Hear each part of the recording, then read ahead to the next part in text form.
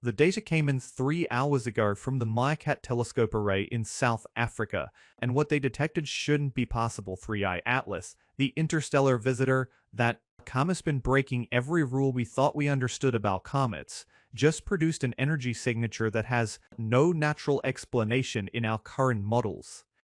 We're not talking about a slight anomaly. We're not talking about something that's a little bit off from predictions. We're talking about energy output that exceeds what the object should be capable of producing by orders of magnitude, based on its size, composition, and distance from the sun. This is the kind of data that makes scientists stop what they're doing and start questioning fundamental assumptions. Because when an object from another star system shows up in our neighborhood and starts outputting energy in ways that violate our understanding of physics, you pay attention. Let me walk you through exactly what was detected and why it's causing such upheaval in the astronomical community right now. MeerKAT is a radio telescope array in South Africa, on 64 dishes working together to observe the universe at radio wavelengths. It's one of the most sensitive radial observatories in the Southern Hemisphere, and on October 24, 2025, they pointed it at 3I Atlas. The goal was simple: detect hydroxyl molecules in the comet's coma. Hydroxyl OH is a radical formed when water molecules break apart under solar radiation. Every water-rich comet produces hydroxyl. It's one of the standard molecules we look for when characterizing cometary composition. Hydroxyl emits radio waves at very specific frequencies, 1.665 GHz and 1.667 GHz. These are called the hydroxyl lines. They're well-known, well-studied. We've detected them in hundreds of comets. So MeerKAT was looking for these lines in 3I Atlas, standard observation, routine science. Except what they found was anything but routine. They detected the hydroxyl lines. That part was expected. Confirmation that water is present in the coma, breaking down into hydroxyl radicals under solar UV radiation, normal comet behavior. But the intensity was wrong, way wrong. The signal strength was approximately 100 times stronger than it should be for an object of 3I Atlas, a size at its current distance from the sun. Let me explain what that means. Radio emission intensity from hydroxyl depends on a few factors: how much water is sublimating and how much of that water is being broken down into hydroxyl, how far the comet is from us, how sensitive your telescope is. You can calculate the expected signal strength. It's not guesswork, it's physics. You know the comet's distance, you know the telescope sensitivity, you estimate the water production rate based on the comet's brightness and size, and you predict how strong the hydroxyl signal should be. For 3I Atlas, at 0.65 astronomical units from the Sun and 1.8 astronomical units from Earth, with an estimated nucleus diameter of 1-2 kilometers. The predicted hydroxyl signal should be detectable but faint, maybe a few millijanskis of flux density. MeerKAT detected signals measuring in the hundreds of millijanskis, 2 orders of magnitude stronger than predictions. That's not a small discrepancy. That's not measurement error. That's a fundamental mismatch between what the object should be doing and what it's actually doing. So what could cause this? Let's go through the possibilities systematically, because this is where it gets really interesting. Possibility 1. The water production rate is much higher than estimated. Maybe 3I Atlas is venting way more water than we thought. Maybe the nucleus is larger than estimated. Maybe it's more active than typical comets. Okay, let's test that. If water production is 100 times higher than estimated, you should see other signatures. The comet should be much brighter. The hydrogen cloud around the comet should be enormous. Optical observations should show a massive increase in brightness and coma size. None of that was observed. The comet's brightness was consistent with previous measurements. The coma size was normal for an object of its estimated size. There was no indication of a massive outburst that would produce 100 times more water than expected. So higher water production doesn't explain it. The optical data doesn't support that hypothesis. Possibility 2. The hydroxyl is being produced through some mechanism other than water photodissociation. Maybe there's a different chemical pathway. Maybe some exotic molecule in the coma is breaking down and producing hydroxyl at much higher rates than water alone would. This is more interesting. If 3I Atlas has a composition we haven't seen before, if it contains molecules that efficiently produce hydroxyl through pathways we don't normally consider, that could explain the enhanced signal. But here's the problem. We've done spectroscopy on 3I Atlas, multiple observations, different wavelengths. And, while the composition is unusual, nothing in the spectroscopic data suggests the presence of exotic molecules in quantities that would explain a 100-fold increase in hydroxyl production. The molecules we've detected are standard comet stuff: water, carbon monoxide, carbon dioxide, cyanide compounds, nothing that would create this kind of anomalous hydroxyl signal. So exotic chemistry doesn't seem to explain it either. Possibility 3. The radio emission is being amplified somehow. Maybe there's a process and it's boosting the signal strength beyond what the hydroxyl molecules themselves would produce. This is where things get speculative. What could amplify radio emission from a comet? Hydroxyl masers exist. We've detected them in star-forming regions and around certain types of stars. The conditions have to be just right. You need a population inversion, where more molecules are in an excited state than a ground state. You need a pumping mechanism to maintain that inversion, and you need geometry that allows the emission to be amplified. Could 3I Atlas be producing a hydroxyl maser? It's not impossible, but it would be unprecedented for a comet. We've never detected maser emission from any solar system comet. The conditions just aren't right. Cometary comas are too diffuse, too chaotic, too warm. For a maser to work, you need very specific physical conditions, and those conditions don't typically exist in cometary environments. But 3I Atlas isn't a typical comet. We've established that. So maybe, just maybe, it's creating conditions that allow master emission. If that's true, it would require a strong magnetic field, much stronger than any comet should have. Comets are small. They don't have the internal structure to generate dynamo-magnetic fields like planets do. They might have weak fields from magnetized minerals in their composition, but nothing strong enough to drive maser emission. Unless the object isn't just a comet, unless there's something about its internal structure that's generating a magnetic field we don't expect. And that brings us to the really uncomfortable possibility, the one that makes scientists nervous to even discuss publicly. Possibility 4, the energy is being generated internally, not from solar heating. Not from chemical reactions, from some internal power source that we don't have a natural explanation for. If 3I Atlas has an internal energy source, that would explain the anomalous radio emission. It would explain why the signal is so much stronger than solar heating alone would produce. It would explain why the optical observations don't match the radio observations. But internal energy sources in comets don't exist, not in any natural framework we understand. Comets are cold, inert. They only become active when solar heating sublimates their ices. That's the entire basis of cometary science. An internal energy source would require either radioactive decay, which produces heat but not radio waves, or some kind of power generation system, which would imply artificial origin. And we're back to the question nobody wants to ask out loud: is 3I Atlas artificial? I'm not saying it is. I'm saying the data is forcing us to consider possibilities we'd normally dismiss out of hand. Because when you eliminate the impossible, whatever remains, however improbable, must be the truth. Let me show you something else that's been bothering researchers: the timing of the MeerKAT detection. The observation happened on October 24th, 2025.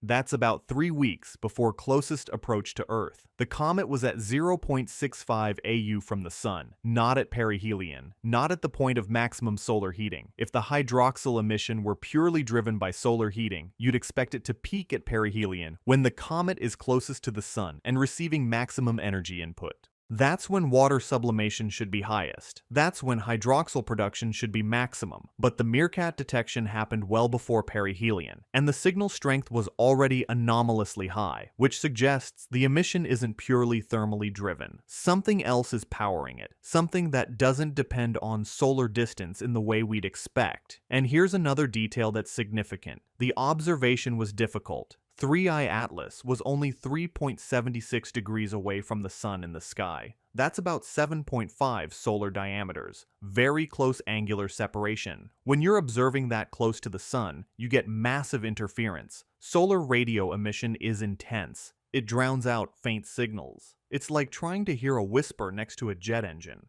MeerKAT had actually tried to observe 3i Atlas twice before, September 20th and September 28th. Both attempts failed. The solar interference was too strong. They couldn't detect the hydroxyl signal. But on October 24th, they succeeded. Despite the challenging geometry, despite the solar interference, they detected a signal so strong it cut through the noise. That tells you something about the signal strength. It wasn't just barely detectable. It was strong enough to be obvious, even in difficult observing conditions. And that strength, combined with the timing, combined with the lack of corresponding optical signatures, paints a picture that doesn't fit natural comet models. Now let's talk about what this means in the broader context of 3i Atlas's behavior. Because the anomalous radio emission isn't happening in isolation. It's part of a pattern of unusual energy signatures that this object has been displaying since discovery. Back in July, when 3i Atlas was first detected, it was associated with a record-breaking gamma-ray burst, the brightest gamma-ray burst ever recorded, GRB 2507001A. At the time, that was dismissed as coincidence. Gamma-ray bursts come from distant galaxies. They're caused by massive stellar explosions or neutron-star collisions. They have nothing to do with comets in our solar system. The fact that 3i Atlas was discovered during a gamma-ray burst observation was just timing. The burst drew attention to that region of sky. Telescopes were pointed there, and they happened to spot the comet. Coincidence. Nothing more. Except now we're seeing other energy anomalies. The hydroxyl emission, that's 100 times too strong. The X-ray emissions detected by JAXA satellites indicating gas in the coma, when earlier spectroscopy showed no gas. The electromagnetic coupling with Earth's magnetosphere during closest approach. Each one individually could be explained away. Measurement error, unusual composition, exotic chemistry, but together they form a pattern of energy signatures that don't fit natural models, energy output that exceeds what solar heating alone should produce, energy that appears at times and in forms that aren't predicted by standard cometary physics. And that pattern demands explanation. Here's what we know for certain.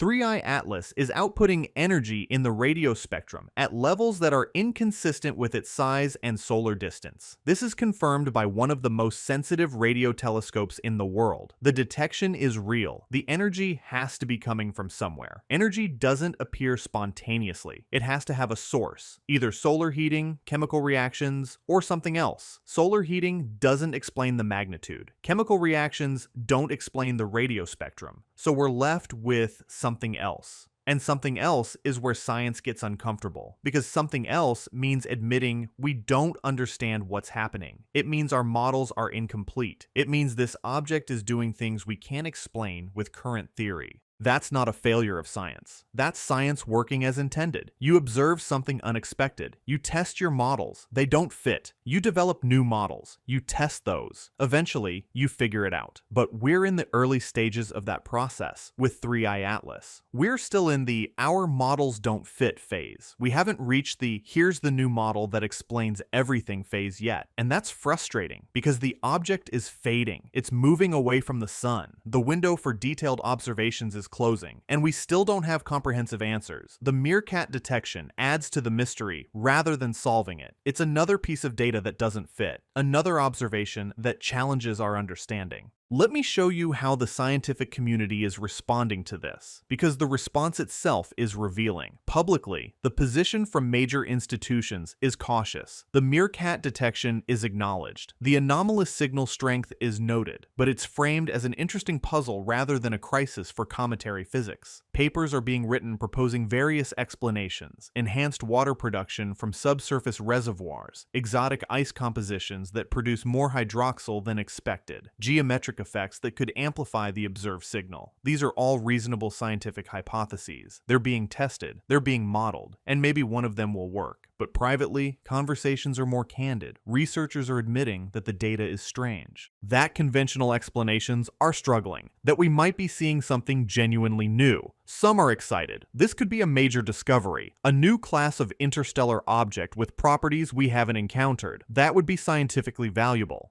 Career-making even.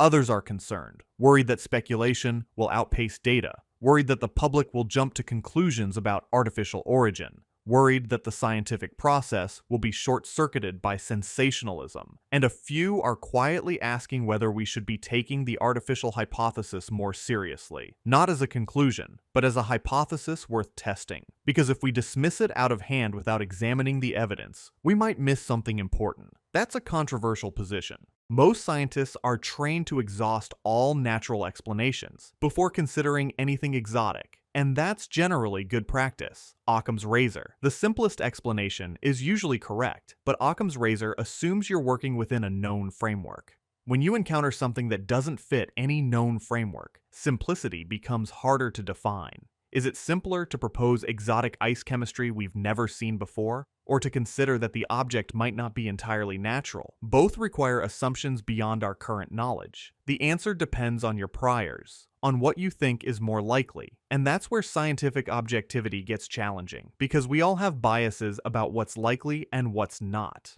Most scientists think natural explanations are more likely, and statistically, they're probably right. The universe is full of natural phenomena. Artificial objects are rare. We've only confirmed one artificial object in interstellar space, and that's Voyager 1, which we built ourselves. So the prior probability for artificial origin is low, which means you need strong evidence to overcome that prior. An anomalous radio emission isn't strong enough. It's suggestive, it's interesting, but it's not definitive. What would be definitive? A clear techno-signature, structured radio signals, modulated emissions that carry information, geometric patterns that can't be produced naturally, evidence of materials or structures that require manufacturing. We don't have any of that. We have anomalies. We have data that doesn't fit models, but anomalies aren't proof of anything except that our models are incomplete. So the scientific consensus remains that 3I Atlas is natural, an unusual interstellar comet with properties we don't fully understand yet, but natural. And that's probably correct, but probably isn't certainty. And the data keeps getting weirder. Let me walk you through what happens next, because the story isn't over. The object is still observable, still producing data, and the Jupiter encounter in March 2026 will be another critical test. If 3I Atlas continues to show anomalous energy signatures as it moves through the outer solar system, that's significant. If the radio emission persists at levels that can't be explained by solar heating, that strengthens the case that something unusual is happening. If the energy output correlates with distance from the sun in the way we'd expect from thermal processes, that supports natural explanations. If it doesn't correlate, if it remains high even as solar heating decreases, that's a problem for natural models. The Jupiter encounter will also test whether the object responds to Jupiter's intense magnetic field. If there's electromagnetic interaction, if the radio emission changes as 3I Atlas passes through Jupiter's magnetosphere, that tells us something about the object's magnetic properties. And magnetic properties are key, because if 3I Atlas has a strong magnetic field, that's unusual. Comets don't have strong fields. They're too small, too cold, too structurally simple. A strong field would suggest internal structure we don't expect. Either a metallic core, which would be unprecedented for a comet, or active field generation, which would require an internal power source. Either way, it would be significant. It would force us to reconsider what this object actually is. So the Jupiter encounter isn't just about trajectory. It's about testing hypotheses, about gathering data that can distinguish between competing explanations. And that data will either resolve the mystery or deepen it. Either we'll find natural explanations that fit all the observations, or we'll accumulate more anomalies that resist natural explanation. Time will tell, but the clock is ticking. The object is fading, The window is closing, and we're running out of time to get the comprehensive observations that would actually answer these questions definitively. That's the frustrating part. We have this incredible opportunity, an interstellar visitor showing unprecedented behavior, and we're not mobilizing the resources to study it comprehensively. Individual facilities are observing when they can. Papers are being written. Data is being analyzed. But there's no coordinated global campaign, no emergency allocation of telescope time, no fast-track funding for dedicated observations. We're treating this like a normal astronomical event. Interesting, but not urgent. Worth studying, but not worth disrupting normal schedules. And maybe that's appropriate. Maybe the anomalies will turn out to have mundane explanations. Maybe in a year we'll look back and think we overreacted to what was just an unusual but natural comet. But maybe not. Maybe we're watching something genuinely unprecedented, something that will be in textbooks for centuries, and we're letting it slip away because our institutions aren't designed to respond quickly to unexpected discoveries. The MeerKAT detection is a perfect example. They detected anomalous radio emission in October. It's now late December. Has there been follow-up? Have other radio telescopes confirmed the signal? Has anyone done detailed spectroscopy to understand what's producing the emission? Maybe. But if so, it hasn't been published. It hasn't been announced. The data is sitting in someone's computer waiting for analysis, or waiting for telescope time, or waiting for peer review. And meanwhile, the object is moving away, getting fainter, becoming harder to observe. The signal-to-noise ratio is dropping. Soon it will be too faint for detailed radio observations, and we'll be left with one anomalous detection from October and a lot of unanswered questions. That's not how you do science on transient events. That's not how you maximize the scientific return from a once-in-a-lifetime opportunity. But that's how our institutions work. And changing institutions is hard. Harder than changing scientific theories sometimes. So we're stuck with the system we have, and we're doing the best we can within that system. But it's not optimal. And we're probably missing opportunities because of it. The energy spike detected by MeerKAT is real. The anomalous signal strength is confirmed. The implications are profound. Either 3I Atlas has a composition and structure that's radically different from anything we've seen before, or it's producing energy through mechanisms we don't understand. Either way, it's teaching us something, either about the diversity of interstellar objects or about physics we haven't discovered yet. And that's valuable. That's why we do astronomy, to learn, to discover, to expand our understanding of what's possible in the universe. 3I Atlas is expanding that understanding, whether we're ready for it or not. The data is there. The anomalies are documented. The questions are clear. What we need now are answers, and those answers will come from continued observation, from detailed analysis, from careful modeling and hypothesis testing. The scientific process is slow, but it works. Eventually, we'll figure this out. We'll understand what 3I Atlas is and why it behaves the way it does. But for now, we're in the mystery phase, and mysteries are what makes science exciting. The energy spike is real, the implications are staggering, and the investigation continues. Stay tuned, because whatever 3I Atlas turns out to be, it's going to be one of the most important astronomical discoveries of the decade, and we're watching it happen in real time. Thanks for watching, subscribe for updates, and keep looking up, because the universe is full of surprises. And 3I Atlas is proving it.